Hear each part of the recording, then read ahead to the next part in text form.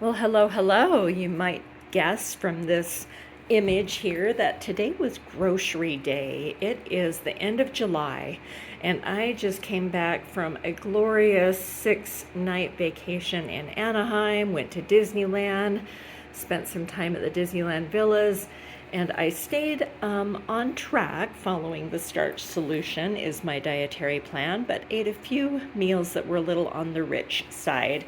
So how I like to pair that is when I get back home is follow a Mary's Mini. Dr. John McDougall and Mary McDougall, his wife, put together a different type of a diet. And it's just basically 7 days of choosing your starch of choice. I'm choosing potatoes and then making that the center of your meal, and along with that having a variety of fruits and vegetables. I have some staples on hand. These are the things that I saw that were on sale today. Scored all of this, some really great discounts, and then also some coupons.